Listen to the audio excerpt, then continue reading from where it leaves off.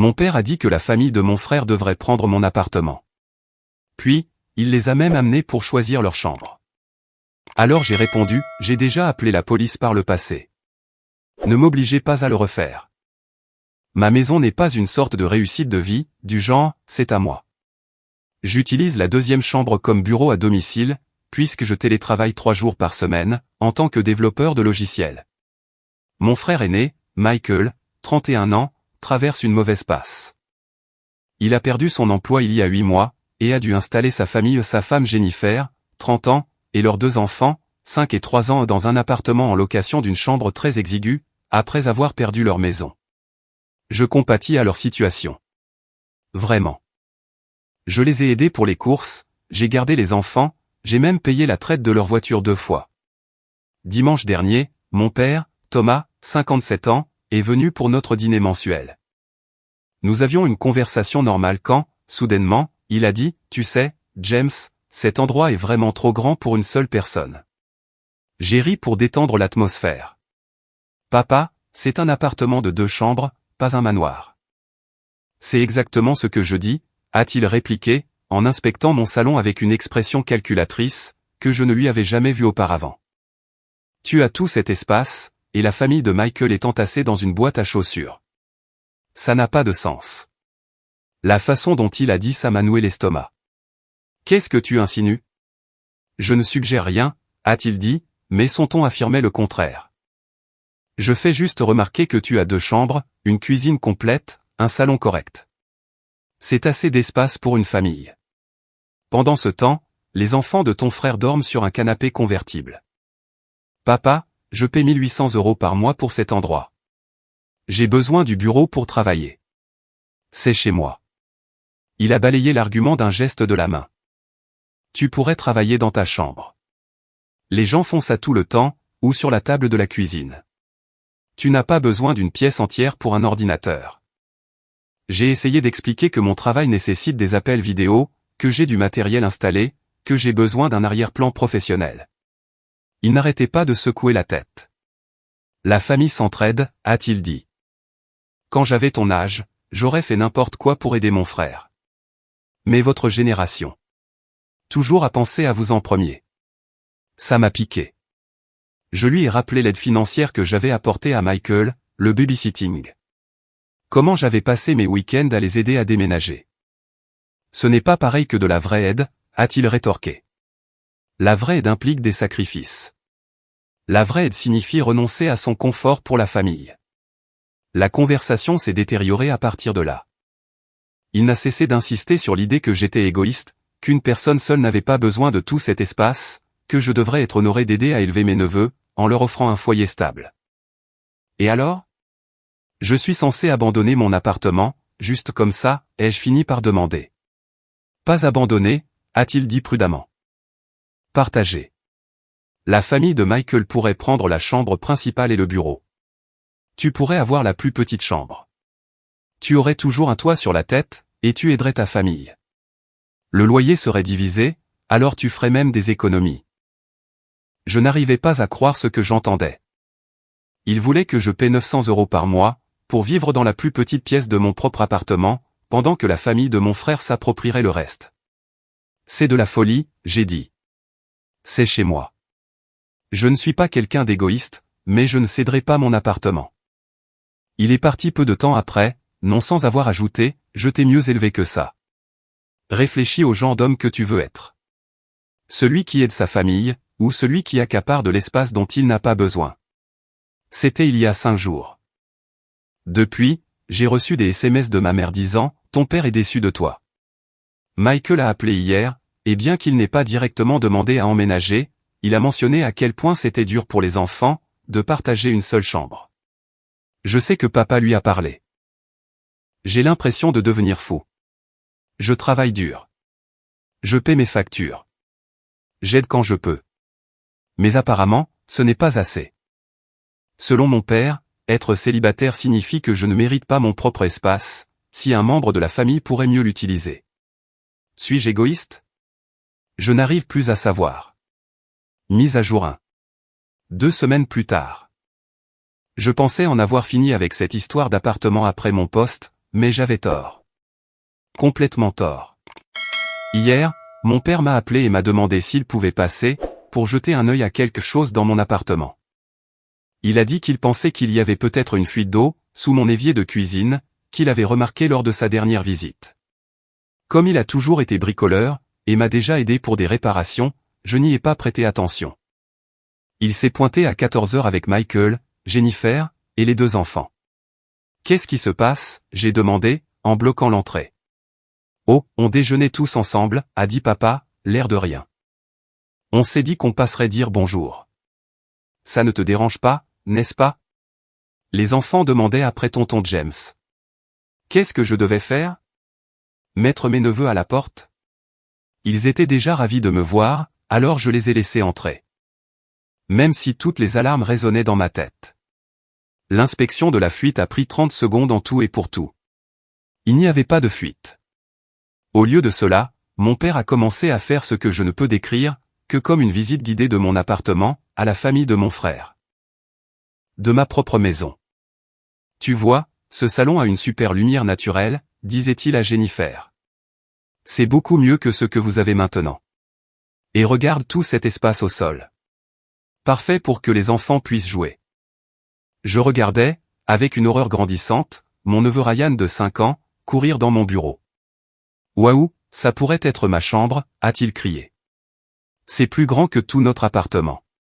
C'est le bureau de tonton James, mon chéri, a dit Jennifer. Mais elle regardait aussi autour d'elle, et je la voyais faire les calculs mentalement. Michael était inhabituellement silencieux, mais il n'arrêtait pas de me jeter des regards, avec un mélange de gêne et d'espoir, qui m'oppressait la poitrine. Papa, qu'est-ce que tu fais? Je l'ai pris à part pendant que les enfants exploraient. Je leur montre juste les lieux, a-t-il dit innocemment. Il n'y a pas de mal à regarder. Mais il ne s'agissait pas seulement de regarder. Bientôt, il leur montrait où les meubles pourraient aller. Ce canapé pourrait être décalé contre le mur, pour faire de la place à une aire de jeu pour les enfants. La table à manger est trop grande pour une personne de toute façon. On pourrait les changer contre une plus petite. On pourrait installer des rangements pour les jouer ici. Jennifer s'était déplacée dans ma chambre. Oh, waouh. Thomas, regarde ces placards. Il y a tellement de rangements. On pourrait enfin déballer correctement, au lieu de vivre dans des cartons. La chambre principale est belle, n'est-ce pas, a dit papa en la rejoignant. Plein de place pour un couple. Ce lit actuel n'est qu'un lit queen size. On pourrait y mettre un lit king size facilement. Peut-être même une petite commode pour les vêtements des enfants. J'avais l'impression de voir des vautours tourner en rond. Tout le monde sort de ma chambre. Non, James, ne sois pas dramatique, a dit papa. On ne fait que regarder. Non, vous planifiez. Vous êtes déjà en train de les installer mentalement. La petite Emma, de 3 ans, avait trouvé son chemin jusqu'à mon bureau, et tournoyait sur ma chaise de bureau. J'aime bien ici, a-t-elle annoncé. On peut vivre ici, papa? Michael a enfin parlé. Emma, chérie, c'est la maison de tonton James. Mais grand-père a dit qu'on pourrait, a commencé Ryan. Pourrait quoi, ai-je demandé, en fixant mon père. Papa a eu la décence d'avoir l'air un peu honteux. J'ai peut-être évoqué la possibilité d'un arrangement temporaire. Juste jusqu'à ce que Michael se remette sur pied. Temporaire, ai-je répété. À quel point, temporaire? 6 mois, peut-être 1 an, a-t-il dit, comme si ce n'était rien. Juste jusqu'à ce qu'ils aient économisé assez pour une caution sur un nouvel appartement. Avec l'argent qu'ils économiseraient sur le loyer. L'argent qu'ils économiseraient. Et moi, dans tout ça? Je paierais encore la moitié du loyer, pour vivre dans une seule pièce de mon propre appartement. Tu ferais des économies toi aussi, a-t-il insisté. Et tu aiderais ta famille. Gagnant-gagnant. Jennifer était maintenant dans mon bureau, admirant l'installation de mon bureau. C'est un super espace de travail, cependant. Je suppose que ça pourrait servir de chambre d'enfant avec quelques ajustements. Peut-être des lits superposés le long de ce mur. J'ai regardé comment elle redécorait mentalement mon bureau, et j'ai senti que quelque chose craquait en moi. Ok, tout le monde dehors. La visite est terminée. James, a commencé mon père. Non. C'est chez moi. C'est moi qui paie. C'est moi qui entretiens. Je vis ici. Je ne suis pas un hôtel. Je ne suis pas une association caritative. Et je ne vais absolument pas céder mon appartement, parce que tu penses que les célibataires ne méritent pas d'avoir de l'espace. Personne n'a dit que tu ne méritais pas, a commencé Michael, mais je l'ai coupé. Vraiment? Parce que papa a été assez clair sur le fait que mes besoins ne comptent pas, puisque je n'ai pas d'enfant. Mon bureau n'est pas important, parce que je ne suis qu'une seule personne. Ma chambre est trop grande, parce que je dors seul. Ça s'arrête quand? Les enfants percevaient la tension. Les lèvres d'Emma se sont mises à trembler. On va être punis? Non, ma chérie, ai-je dit, en adoucissant mon ton. Mais il est temps pour tout le monde de rentrer à la maison maintenant. Alors qu'il sortait, papa s'est retourné. Tu vas regretter cet égoïsme, James. La famille se souvient de qui l'a aidé et de qui ne l'a pas fait. J'ai aidé, ai-je répondu. Juste pas de la manière dont tu le voudrais. Michael s'est arrêté à la porte. Je suis désolé pour ça. Je ne savais pas qu'il préparait ça. On s'en sort, vraiment. J'avais envie de le croire, mais la façon dont il avait regardé mon appartement, la convoitise dans ses yeux, me disait que ce n'était pas fini. Après leur départ, j'ai changé mes serrures. C'est peut-être paranoïaque, mais je ne serais pas surpris que mon père ait fait des doubles pour les urgences. J'ai également appelé mon propriétaire, pour m'assurer que personne d'autre ne pourrait être ajouté à mon bail, sans mon consentement explicite. Il a semblé confus par la demande, mais a accepté de le noter dans mon dossier. Je suis assis dans mon appartement, aux 2 chambres spacieuses, maintenant, regardant mon espace. Mon bureau, avec sa configuration à double écran, et ses panneaux d'insonorisation.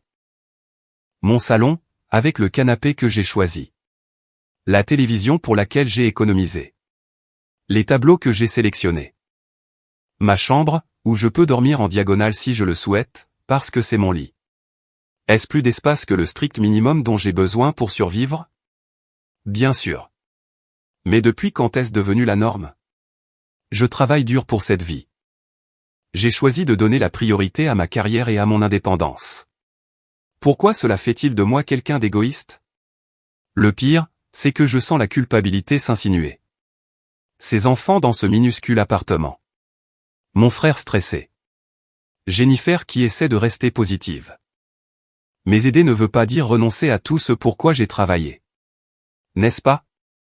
Je suppose que je le découvrirai à la prochaine réunion de famille, si j'y suis encore invité.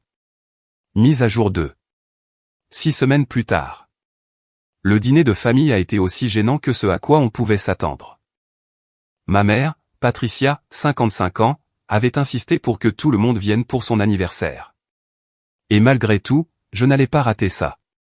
Je suis arrivé exactement à l'heure, ni trop tôt pour un petit discours préparatoire, ni trop tard pour faire une entrée remarquée. Ma sœur Rebecca, 27 ans, était déjà là, et elle m'a jeté un regard qui disait qu'elle avait tout entendu. Équipe appartement ou équipe famille, lui ai-je demandé discrètement dans la cuisine. Équipe c'est de la folie, a-t-elle chuchoté en retour. Papa a perdu la tête, mais ne lui dis pas que j'ai dit ça. Le dîner a commencé de manière assez courtoise. Maman avait préparé toutes ses spécialités. Les enfants étaient sages, et tout le monde semblait éviter l'éléphant dans la pièce. Puis papa s'est raclé la gorge. Alors James, as-tu repensé à notre discussion? Il n'y a rien à y repenser, ai-je répondu, en gardant un ton neutre. La réponse est toujours non. Quelle discussion, a demandé maman, bien que son ton suggère qu'elle savait exactement de quelle discussion il s'agissait. James a décidé que son confort était plus important que d'offrir un logement convenable à son neveu et à sa nièce, a annoncé papa à la cantonade. Ce n'est pas, ai-je commencé, mais il a poursuivi. 2 chambres, 1 personne. Contre 4 personnes dans une seule chambre. N'importe qui ayant des notions de base en mathématiques peut voir où est le problème. Rebecca est intervenue. Selon cette logique, je devrais aussi céder mon studio? Je n'y vis que moi aussi. Ne sois pas ridicule, a dit papa. Tu as déjà du mal à payer cet endroit. James a des ressources. Des ressources pour lesquelles je travaille, ai-je dit. Des ressources pour lesquelles je budgétise. Des ressources autour desquelles je planifie ma vie. Les plans changent, a-t-il dit fermement. La famille passe en premier. Michael était resté silencieux, jouant avec la nourriture dans son assiette. Jennifer n'arrêtait pas de lui jeter des regards, et je pouvais voir qu'ils en avaient discuté. En fait, a fini par dire Michael, j'ai un entretien d'embauche mardi prochain. Les choses pourraient s'améliorer. C'est génial, ai-je dit, sincèrement soulagé. Quelle entreprise? Il a nommé 2 options solides avec de bons avantages sociaux. Pendant un instant, j'ai cru que cela mettrait fin à la discussion sur l'appartement. J'avais tort.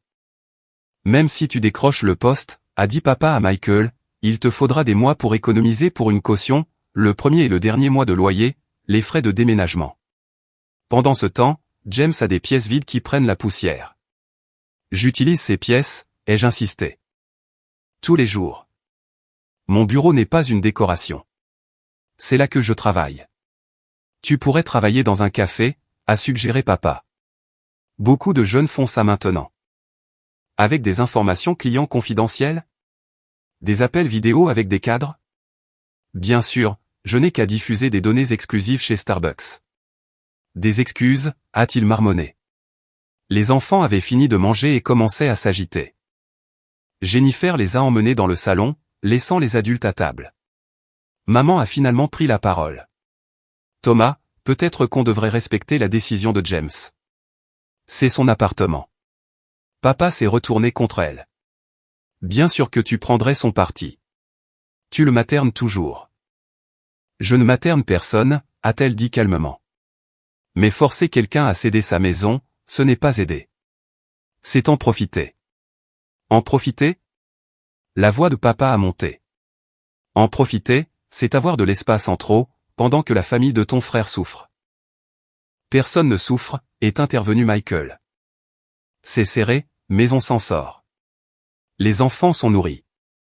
Ils vont à l'école. On a un toit au-dessus de nos têtes. Un toit qui est trop petit. Papa a tapé du poing sur la table. À mon époque, la famille signifiait quelque chose. Mon frère m'a prêté son canapé pendant 6 mois quand je débutais. Sans poser de questions. Un canapé, a souligné Rebecca. Pas tout son appartement. Il ne t'a pas fait payer pour être un invité dans ta propre maison. Ne t'en mêle pas, Rebecca. Tu es trop jeune pour comprendre.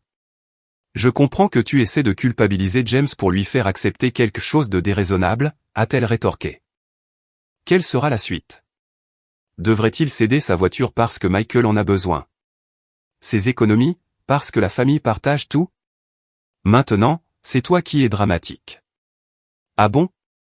Où est la limite, papa? À quel moment James a-t-il le droit d'avoir sa propre vie? La dispute a continué, de plus en plus houleuse. Maman a essayé de jouer les médiatrices. Michael avait l'air misérable, et je me sentais juste épuisé. Finalement, je me suis levé. J'en ai fini de discuter de ça, ai-je annoncé. Mon appartement n'est pas sujet à débat. Si cela fait de moi un égoïste à tes yeux, papa, alors je devrais vivre avec ça.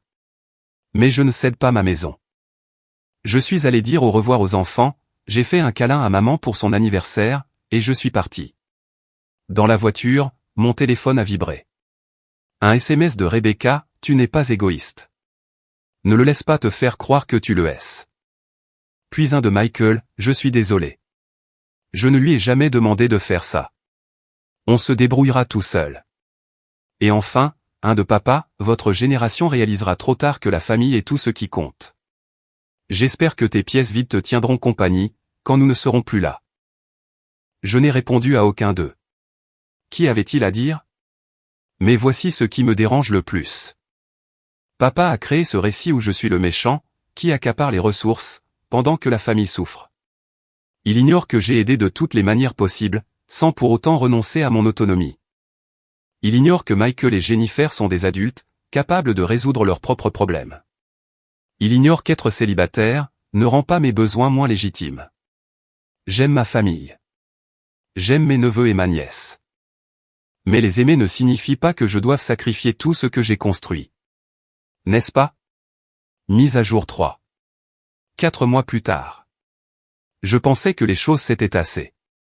Michael a obtenu l'un de ses emplois, Dieu merci. Ils ont emménagé dans une location plus grande de 2 chambres. Et les dîners de famille sont revenus à la normale. Papa faisait toujours des commentaires passifs-agressifs sur les personnes qui vivent seules dans de grands espaces, mais j'avais appris à les ignorer. J'aurais dû savoir qu'il préparait quelque chose quand il m'a invité à prendre un café la semaine dernière. Juste nous deux, a-t-il dit, pour crever l'abcès. Nous nous sommes rencontrés dans un endroit près de mon appartement. Il était déjà là quand je suis arrivé, des papiers étalés sur la table. Mon estomac s'est immédiatement noué. C'est quoi tout ça, ai-je demandé, en m'asseyant prudemment. Juste quelques recherches, a-t-il dit, en poussant une pile vers moi. Sur l'efficacité du logement, et les systèmes de soutien familial. Les papiers étaient des impressions d'articles sur la vie multigénérationnelle, le cohabitat et, je ne plaisante pas, des études sur la façon dont les célibataires utilisent plus de ressources par habitant que les familles. Papa, sérieusement? L'île est juste, a-t-il dit. Avec un esprit ouvert. Je les ai feuilletés pour lui faire plaisir. La plupart parlaient d'arrangements consentis, de familles choisissant de vivre ensemble pour un bénéfice mutuel. Rien sur la cohabitation forcée, ou les prises de contrôle d'appartements basées sur la culpabilité. Il parle de gens qui veulent vivre ensemble, ai-je souligné.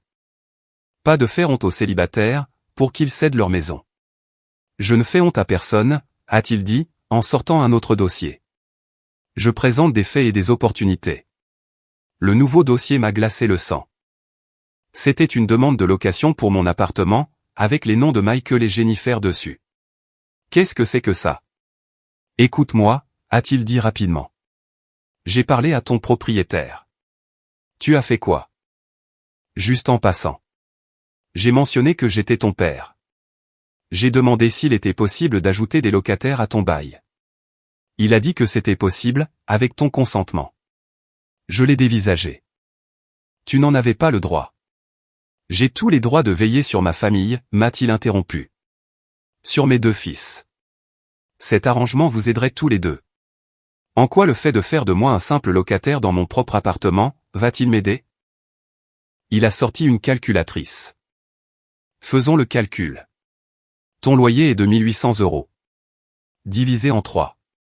Divisé en 3? C'est une famille de 4 personnes.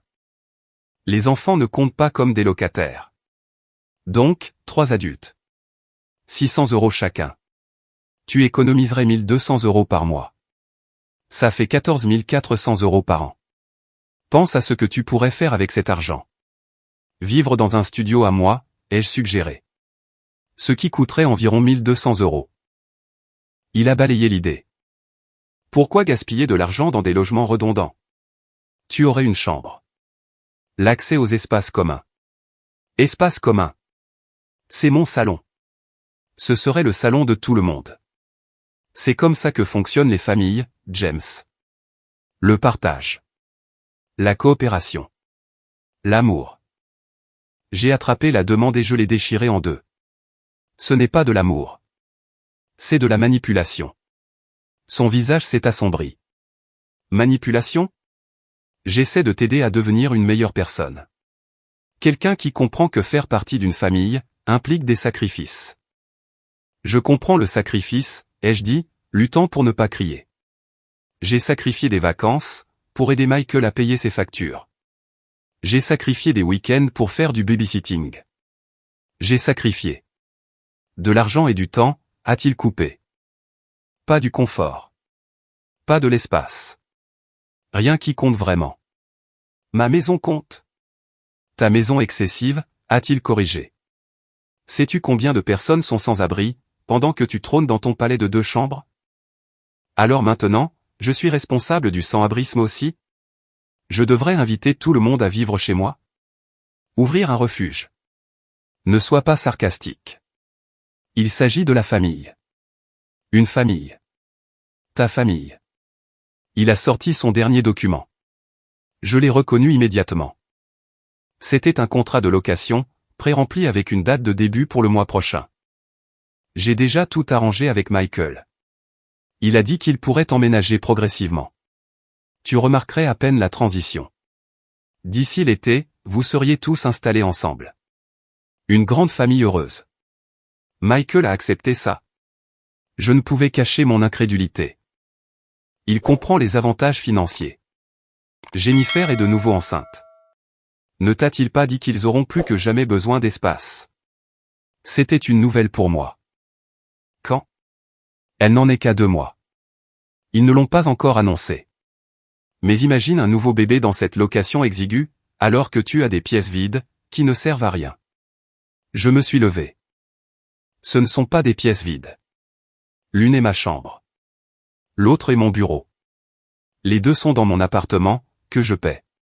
Cette conversation est terminée. Assieds-toi, a-t-il ordonné. Nous n'avons pas fini. Si, nous avons fini. Et si tu contactes mon propriétaire à nouveau, je considérerai ça comme du harcèlement. Son visage est devenu rouge. Du harcèlement. Je suis ton père. Alors agis comme tel, ai-je dit. Un père serait fier que son fils soit indépendant et couronné de succès. Il n'essaierait pas de lui enlever, parce qu'il pense que les célibataires ne méritent pas de belles choses. Il ne s'agit pas de ce que tu mérites. Non, il s'agit de ce que tu penses que je mérite. Ce qui est apparemment une seule chambre, et un accès partagé, à l'appartement pour lequel je paie depuis 3 ans. Je l'ai laissé là.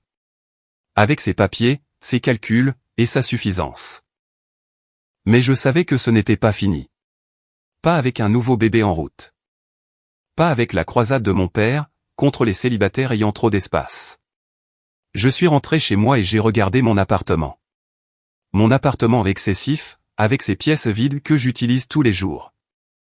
Demain, j'entame la discussion avec mon propriétaire pour rompre mon bail par anticipation. Non pas parce que je veux déménager. Mais parce que j'en ai besoin. Quelque part où papa ne connaît pas l'adresse. Quelque part où il ne peut pas m'embusquer, avec des demandes de location et des tentatives de me faire culpabiliser. Ça ne devrait pas en arriver là. Mais apparemment, dans ma famille, être célibataire signifie que vous gardez simplement l'espace au chaud, pour les vraies familles qui en ont besoin. Mise à jour finale. 1 mois plus tard. Je l'ai fait. J'ai déménagé. Pas très loin, juste de l'autre côté de la ville. Mais assez loin, pour que passer à l'improviste soit fastidieux. J'ai trouvé un bel appartement d'une chambre avec un espace bureau, qui me convient parfaitement pour travailler. Oui, c'est plus petit. Oui, ça coûte à peu près la même chose. Mais c'est à moi. Et plus important encore, mon père ne peut pas le considérer comme de l'espace gaspillé. Je n'ai dit à personne que je déménageais, jusqu'à ce que le camion de déménagement arrive. Rebecca m'a aidé à faire mes cartons. C'était le seul membre de la famille à qui j'ai confié ma nouvelle adresse. C'est dingue, n'arrêtait-elle pas de répéter. Tu ne devrais pas avoir à fuir ta propre vie, parce que papa ne respecte pas les limites. Mais voilà le truc, ce n'était plus seulement une question de limites. C'était devenu une remise en cause de ma valeur même en tant que personne, aux yeux de mon père. Chaque conversation revenait à dire que mes choix de vie avaient intrinsèquement moins de valeur, parce que je n'avais pas produit de petits-enfants. L'explosion familiale quand ils l'ont découvert a été intense. Maman m'a appelé en pleurant, me demandant pourquoi je ne lui avais rien dit. Je lui ai expliqué que je ne pouvais pas prendre le risque qu'il le découvre, et qu'il sabote le déménagement. Elle a compris, mais elle était blessée. Je m'en suis voulu, mais que pouvais-je faire d'autre? Michael m'a envoyé un texto, j'ai appris que tu avais déménagé. Papa est convaincu que c'est à cause de moi. Je suis désolé qu'on en soit arrivé là. J'ai répondu, ce n'est pas de ta faute. Félicitations pour le bébé, au fait. Merci. Pour ce que ça vaut, je n'ai jamais voulu ton appartement. Un endroit n'est pas un foyer, s'il s'accompagne d'autant de culpabilité.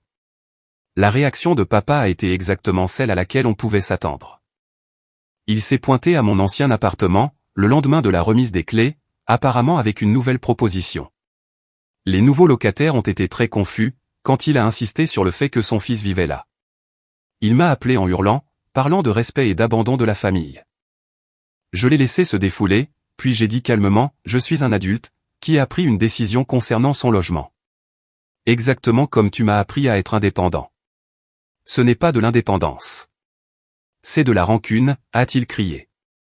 Non, ai-je corrigé. De la rancune, ça aurait été de raconter à tout le monde, comment tu as essayé de redistribuer ma maison, comme une sorte de comité de logement communiste. Ça, c'est juste moi, qui vis ma vie. Le silence à l'autre bout du fil était assourdissant. Alors tu le regretteras, quand tu seras vieux et seul. Peut-être, ai-je admis. Mais je serai vieux et seul dans mon propre espace. Il a raccroché. Nous ne nous sommes plus parlé depuis. Les répercussions ont été mitigées. Certains parents pensent que j'ai surréagi. Pourquoi ne pas simplement tenir bon, demande-t-il. Mais ils n'ont pas subi des mois de guerre psychologique, sur le fait de mériter une autonomie d'adulte de base. Ils n'ont pas eu leur père essayant littéralement de réaffecter leur espace de vie. D'autres, particulièrement mes cousins célibataires, m'ont discrètement soutenu. L'un d'eux a avoué, l'oncle Thomas m'a coincé à Noël à propos de mon appartement de 2 chambres gaspillé. Maintenant je sais pourquoi tu es resté à l'écart. Rebecca reste ma plus fervente défenseuse. Tu n'as pas déménagé à cause de l'appartement, m'a-t-elle dit. Tu as déménagé parce que papa t'a montré que ta vie ne t'appartiendrait jamais, tant qu'il saurait où te trouver. Elle a raison. Il n'a jamais été question de l'appartement. Il s'agissait de la croyance fondamentale de mon père, selon laquelle le fait d'être célibataire, faisait de moi un membre de la famille de seconde zone, n'existant que pour soutenir les vraies familles. Mon nouvel endroit est plus petit, mais il est paisible. Mon bureau a maintenant un verrou. Probablement inutile, mais psychologiquement important. J'ai invité quelques amis, et tous font la remarque sur à quel point j'ai l'air détendu. Je ne réalisais pas à quel point j'étais tendu, ai-je avoué à l'un d'eux. Toujours à attendre la prochaine embuscade, la prochaine tentative de me faire culpabiliser, la prochaine tentative de prouver que je ne méritais pas ma propre vie. La semaine dernière, maman est venue me rendre visite seule, après avoir promis de ne pas divulguer mon adresse. Nous avons pris un café dans ma nouvelle cuisine. C'est joli, a-t-elle dit en regardant autour d'elle. Douillet. Tu veux dire petit, ai-je traduit. Je veux dire, à toi, a-t-elle corrigé. Sans que personne n'essaie de te le prendre. Nous sommes restés assis dans un silence confortable pendant un moment. Puis elle a dit, ton père a de bonnes intentions. Il a juste des idées très arrêtées sur la façon dont la famille devrait fonctionner. Les familles devraient fonctionner grâce au respect mutuel, ai-je répondu. Pas par des sacrifices forcés. Elle a hoché la tête. Je lui ai dit. Il n'écoute pas. Il est convaincu que tu reviendras en rampant, quand tu réaliseras ce que tu as perdu. Ce que j'ai perdu, c'est un père qui respecte mes choix, ai-je dit. Et ça, c'est arrivé bien avant que je ne déménage. Elle n'a pas contredit. Quant à Michael et sa famille, ils se portent bien dans leur nouveau logement. Jennifer a eu le bébé le mois dernier. Un autre garçon. Ils l'ont nommé Thomas, d'après papa. J'ai envoyé un cadeau, mais je ne suis pas allé les voir. Les lignes ont été tracées, et je suis du mauvais côté pour le moment. Parfois, je me demande si j'aurais dû continuer à me battre. Garder mon ancien appartement. Continuer à dire non. Mais la vérité, c'est que j'étais fatigué. Fatigué de défendre mon droit d'exister en tant que célibataire. Fatigué de m'entendre dire que ma vie était incomplète. Mes choix égoïstes. Mon espace gaspillé. Mon nouvel appartement est peut-être plus petit, mais il est rempli de quelque chose que mon ancien logement avait perdu. La paix. La certitude que personne ne mesure mentalement mes pièces, ne planifie de réorganisation, ou ne calcule combien de membres de la famille, pourraient tenir dans mon espace excessif. Je suis sûr que ce n'est pas la fin. Les dynamiques familiales de ce genre ne se résolvent pas comme ça. Il y aura des mariages, des enterrements, des occasions où nous devrons interagir. Mais pour l'instant, je profite simplement de ma petite quantité d'espace, tout à fait appropriée, et que personne ne peut m'accuser de gaspiller. À tous ceux qui m'ont demandé si je le regrettais, non. Je regrette que ce fût nécessaire. Mais je ne regrette pas d'avoir choisi la paix, plutôt que de plaire à quelqu'un qui, de toute façon, n'aurait jamais été satisfait de mes choix de vie. Être célibataire ne me rend pas moins digne de respect, d'espace ou d'autonomie. Il m'a fallu perdre mon père pour le comprendre vraiment. Mais parfois, c'est le prix à payer pour vivre sa propre vie. L'ironie de l'histoire ? Mon ancien appartement est toujours vide. Il s'avère que la plupart des familles qui cherchent une location, ne peuvent pas se permettre 1 800 € par mois. Mais je suis sûr que, d'une manière ou d'une autre, c'est de ma faute aussi.